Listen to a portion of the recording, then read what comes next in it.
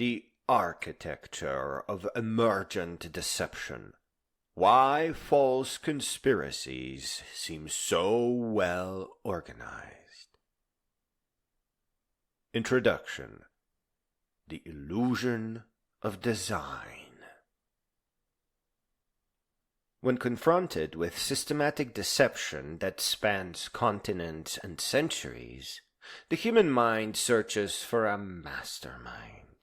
We see patterns so consistent, exploitation so methodical, that surely someone must be orchestrating it all. But this assumption itself becomes a trap, one that prevents us from understanding the true mechanism of human exploitation.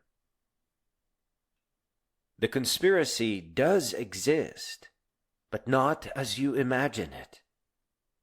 There is no smoke-filled room where puppet masters pull strings. Instead, there is something far more insidious, an emergent system of opportunistic exploitation, where each deceiver builds upon the deceptions of others, creating an architecture of lies that appears designed, but is actually organically evolved. The Opportunist's Creed. An opportunist operates on a simple principle that P.T. Barnum allegedly crystallized. There's a sucker born every minute. They don't need to coordinate with other opportunists. They merely need to recognize that human vulnerability exists and position themselves to profit from it. Each opportunist, acting independently in their own self-interest, contributes to a system that appears orchestrated, but is actually emergent. The opportunist seeks well-paced lies, deceptions that are plausible enough to bypass initial skepticism, vague enough to avoid easy falsification, appealing enough to attract those seeking hope or meaning, profitable enough to sustain the deception's propagation. Layer upon layer. The examples. Chiropractic, the medical masquerade. First layer. D.D. Palmer in 1895 claimed he cured deafness by adjusting a spine. He had no medical training, but he had something better. The understanding that people desperate for healing would pay someone who seemed confident. Chiropractic was born not from medical discovery, but from recognizing that wearing a white coat and using medical-sounding terms could extract money from pain. Second layer. Chiropractic schools emerged, not to expose the fraud, but to profit from teaching it. These institutions charge medical school prices to teach non-medicine, creating doctors who aren't doctors, who will pay licensing fees to boards that legitimize what was never legitimate. Third layer. Insurance companies, recognizing that paying for occasional chiropractic visits is cheaper than real medical treatment, included in coverage. This insurance coverage becomes proof of legitimacy. The patient, seeing insurance coverage, assumes verification that never occurred. The result? People suffer actual spinal injuries, nerve damage, and vertebral artery dissection from neck manipulations. Some become permanently disabled. A few die. The chiropractor, protected by the layers of institutional legitimacy built by other opportunists, continues practicing. Faith healing. Monetizing hope. First layer.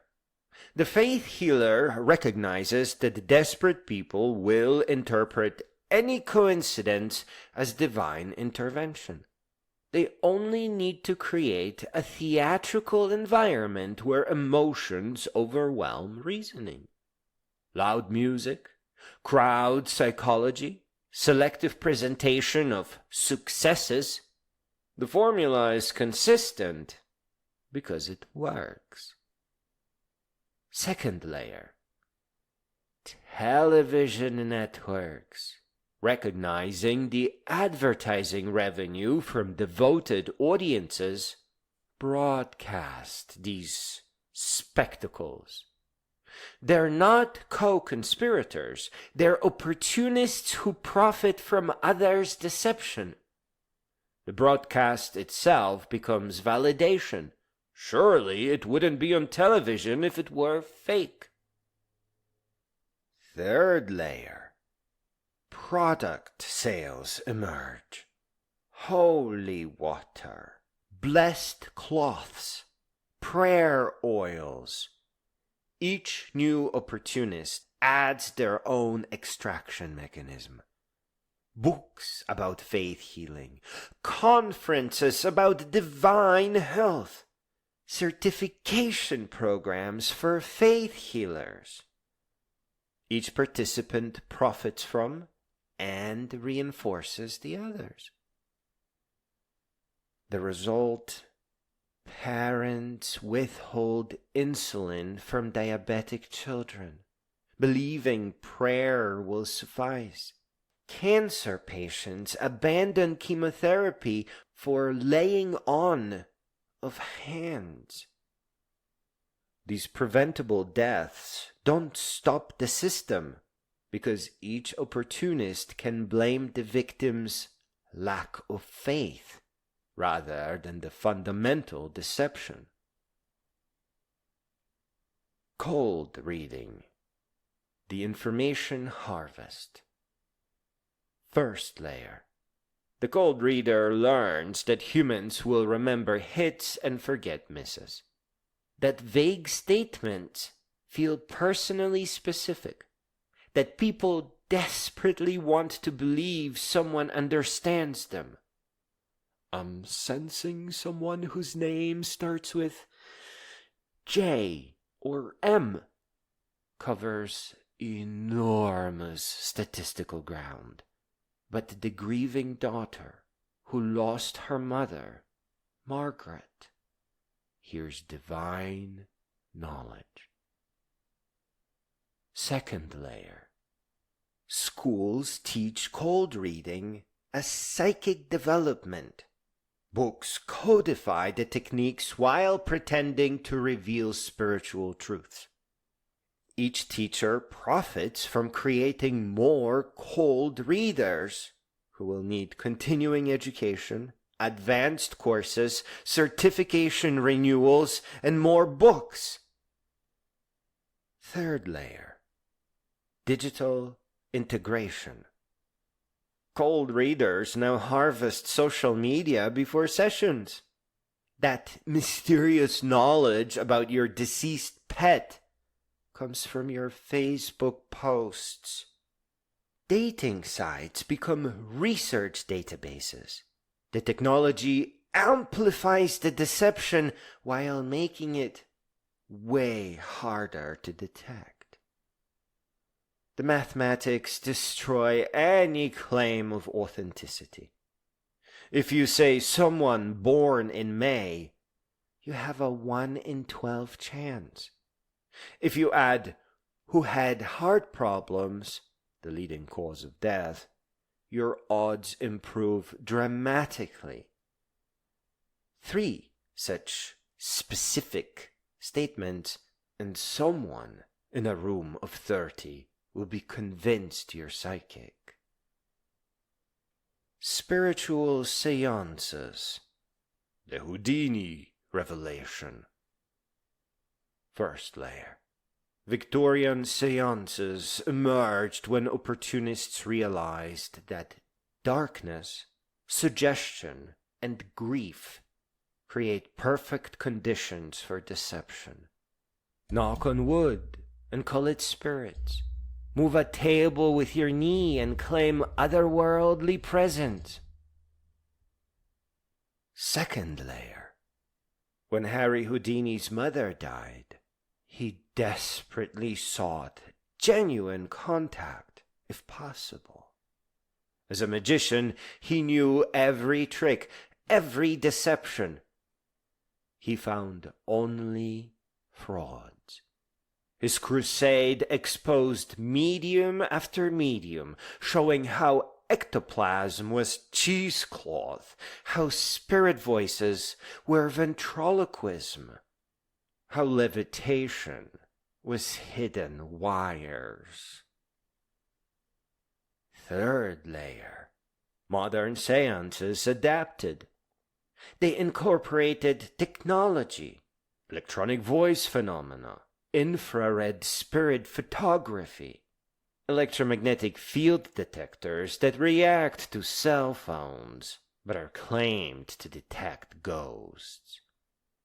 Each generation of opportunists adds contemporary window dressing to ancient deceptions. The money is real, though. Homeopathy. Diluting truth. First layer. Samuel Hahnemann, in 1796, invented homeopathy based on like curses like and infinite dilution. By his logic, diluting a substance makes it stronger. By 30C dilution, standard homeopathic preparation, not a single molecule of the original substance remains, and thank goodness for that. It is literally water or sugar pills. Second layer. Homeopathic manufacturers realized they could sell water at pharmaceutical prices.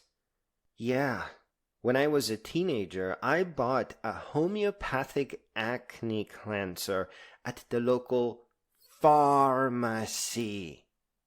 The production cost is negligible. The profit margin approaches 100%. No research costs, no development time, no active ingredients to source. It's pure profit. Third layer. Regulatory capture. Homeopaths lobbied for special exemptions from standard medical testing. They secured the right to make health claims without evidence. Pharmacies, seeing profit margins, stock homeopathic products beside real medicine, creating false equivalents through proximity. The physics make this impossible. Avogadro's limit means that dilutions beyond 12C contain no active molecules. Homeopathy claims 30C, 200C, even 1000C potencies. This isn't medicine. It's water. Yet people die refusing real treatment, believing their water will heal them. Now to bring you out of slumber. UFO tourism in Roswell, New Mexico. Commercializing mystery. Gotcha. First layer. In 1947, a weather balloon fell, not even crashed, it fell to the ground near Roswell.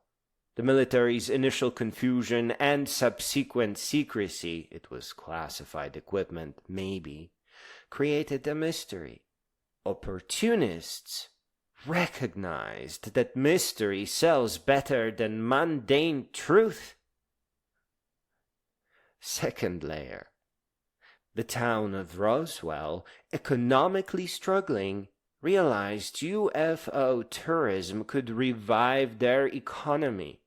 Museums, festivals, alien-themed businesses. Each proprietor profits from maintaining the mythology. They're not lying exactly. They're preserving local history. Third layer. Media amplification. Every documentary, every investigation, every Aliens episode adds another layer. Book deals, speaking tours, conference circuits. Each participant profits from questions, not answers. Answering would end the revenue stream. The keychain purchased at the UFO museum seems harmless, but it represents participation in a system that trains people to prefer exciting lies over boring truths, to mistake mystery mongering for investigation, and sometimes it plugs their natural curiosity to explore the universe, and they remain uneducated for life. Witchcraft, the ultimate weapon. First layer. The Malleus Maleficarum, 1486, created a technology of accusation. Heinrich Kramer's manual wasn't about finding witches. Witches didn't exist. They all knew that. It was about eliminating inconvenient women. Women with property that men wanted. Women with medical knowledge that threatened male doctors and religion. Women who lived outside of patriarchal control. Second layer. Professional witch-finders emerged. Matthew Hopkins earned 20 shillings per convicted witch, a fortune when laborers earned pennies. He had no supernatural detection ability, but total lack of empathy. He had torture techniques that guaranteed confessions. Each confession named others, creating an exponential expansion of accusation. Third layer. Community destruction. With trust destroyed, collective resistance became impossible. Communities that might have unified against exploitation instead turned inward, accusing each other, mothers, daughters, children. The powerful profited from the chaos, buying land cheap from families of the accused, eliminating business competition, silencing political and religious opposition. There were no witches. It was just community leaders, healers, and wise beings. The burning destroyed more than lives. It destroyed accumulated knowledge, generations of herbal medicine, midwifery techniques, community healing practices. It destroyed female networks of mutual support. It destroyed the possibility of questioning authority, as questioning witch trials marked you as a witch. Modern witch accusations continue this pattern. In Papua New Guinea, women who own desirable land are accused of sorcery. In India, widows are labeled witches to steal their property. The accusation remains a weapon deployed by opportunists who know how it works.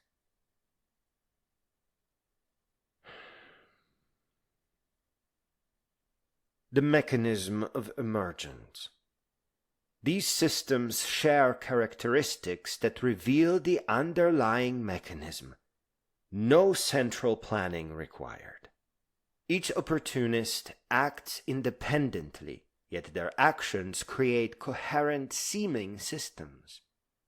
Profitable deception persists. Lies that generate revenue attract more liars. Institutional capture. Once enough opportunists cluster around a deception, they create institutions that self-perpetuate. Defensive layering. Each new layer of opportunism protects earlier layers, creating resilient deception ecosystems. Victim blaming. Failures are attributed to the victim's lack of faith, commitment, payment, rather than the fundamental fraud. The exploitation cascade. Consider how layers compound exploitation. A grieving widow seeks comfort from a medium. First layer, emotional exploitation. The medium recommends a faith healer for her depression. Second layer, medical exploitation. The faith healer sells her blessed water and refers her to a chiropractor for her spiritual misalignment. Third layer, financial and physical exploitation. The chiropractor injures her spine, creating chronic pain that sends her back to the medium for comfort. Cascade complete. Circular exploitation. Each opportunist may genuinely believe they're helping. That is pretty common. The medium thinks they're providing comfort. The faith healer believes in their own performance. The chiropractor was taught their techniques in accredited schools. But this is how emergent deception becomes more powerful than planned conspiracy. Even the perpetrators don't fully understand their participation. The architecture of resistance. Understanding emergent deception reveals how to resist it. Demand mechanisms. Anyone claiming special knowledge must explain how it works. Real knowledge can be explained. Deception hides behind mystery, special pleading, or claims that understanding requires faith. Follow the money. Map who profits from each belief. The flow of money reveals the flow of exploitation. When healing requires recurring payments, when enlightenment needs continuous courses, when salvation requires regular tides, you found opportunism, not truth. Check the math. Many deceptions collapse under basic mathematics, homeopathic dilution, psychic prediction rates, faith-healing success percentages. Numbers don't lie, even when people do.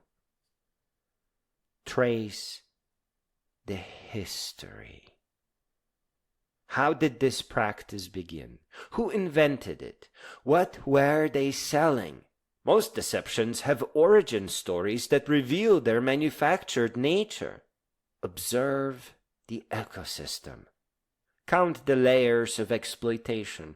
The more intermediaries between you and the claim benefit, the more opportunists are feeding off the deception. Pay attention to religion especially. The paradox of emergent conspiracy. The tragedy is that emergent deception can be more harmful than the actual conspiracy. A real conspiracy might be exposed, its leaders persecuted, its organization dismantled. But emergent deception has no center to strike, no leader to dethrone, no organization to dissolve. It persists because each opportunist has incentive to maintain it, yet no one bears full responsibility for it. This is why these systems seem so well organized despite having no organizer. Evolution creates the appearance of design without a designer. Similarly, opportunistic exploitation creates the appearance of conspiracy without conspirators. The pattern emerges from the systematic selection of profitable deceptions and the extinction of unprofitable truths. Conclusion. The weight of understanding. Once you see the mechanism, you cannot unsee it. Every advertisement for alternative medicine, every psychic hotline, every faith-healing crusade reveals itself as another layer of opportunistic exploitation. The pattern repeats across cultures, centuries, contexts, religions, because human vulnerability remains consistent and opportunists consistently recognize it. The conspiracy is real, but not as commonly conceived. It's not a cabal of orchestrators, but an ecosystem of opportunists. Each adds their deception to the pile, creating architectures of exploitation that appear designed, but are actually emergent. They don't need to coordinate because they're all following the same simple algorithm. Find human vulnerability, construct plausible lies, extract resources, defend the deception. Your defense is understanding. Recognize the patterns, demand evidence, follow the money, question the ecosystem. And remember, the more layers of exploitation you can identify, the further you are from the truth. The well-organized appearance of deception isn't evidence of masterful planning. It's evidence of convergent evolution among parasites who've discovered the same host vulnerability. They don't need to conspire. They only need to recognize opportunity and act on it, each adding their own thread to a web that eventually appears deliberately woven, but was actually assembled by thousands of independent spiders, each spinning for their own profit. The conspiracy is not a conspiracy, it's worse. It's an emergent system of exploitation that persists because it works, spreads because it profits, and appears organized because successful lies naturally organize themselves around human weakness. Now that you understand the mechanism, you can begin to dismantle it. One layer at a time, one opportunist at a time, one deception at a time. The work is slow, but clarity is its own revenge against those who profit from confusion and pain and vulnerability.